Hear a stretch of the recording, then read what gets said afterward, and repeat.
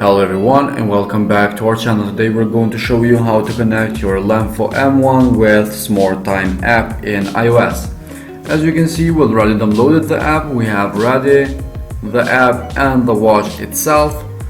So we will see how to connect it and what option do we have in this app.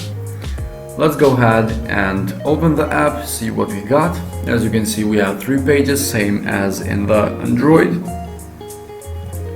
We have here device and me. We're going to go to the device. As you can see at the top, we have add new device and it will find immediately the M1. Press it, it says it's connecting. As you can see, it's asking to pair in the watch and in the phone. Press OK or pair. Press pair and in the phone. Allow notifications in the watch.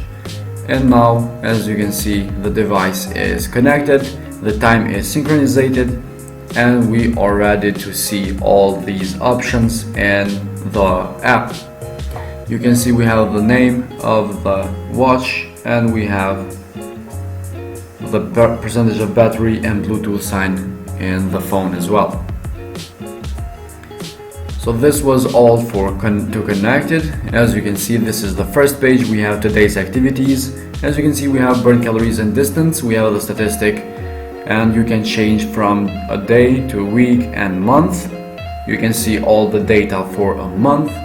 We have now heart rate data. You can see again the statistic for a day, week or month will be right here. We have here sleep data as well. You can see day and week for the sleep data. As you can see, we have fall asleep, awake, average sleep time, and all kinds of stuff. This is the second page that we saw. We have the anti-lust option. We have sedentariness. As you can see, we can turn it on and off. The store time and the end time, we can change that as well. Also, we have the repeat time, which you can change the date.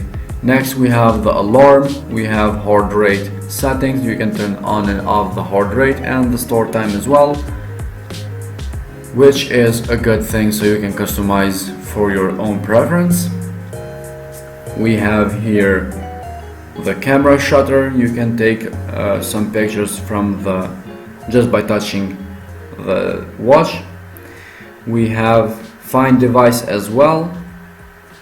In case you lose your device, you will find from your phone the watch, it will ring. We have a GPS update, firmware update, and unpair at the bottom, which you can unpair your watch. You can see again it's not showing anything. I don't know why, but it's supposed to open up the camera and see what we can take a picture of. Let's see what we have next. As you can see, we have the GPS that like I said, you have the GPS update. As you can see, it's really fast. We have the firmware update. In case any updates comes, you can update it right here. And we have the unpair button. The third page is me, which is the personal page. You can change, as you saw, all your personal information, the stab goal, all kinds of goals. You can change it right here. You have a few options as well without personal information. We have here unit switch. We have the version, the data, privacy. We have help, contact us, feedback, and this is it. As you can see, this is the app that is required for the M1, and these are the options that we can use. These are enough. So let's see now what we have from the notification part. As you can see here, we have a few options or tasks that we will do.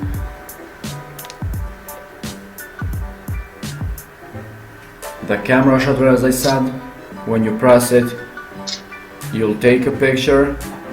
You can see the camera logo and the watch.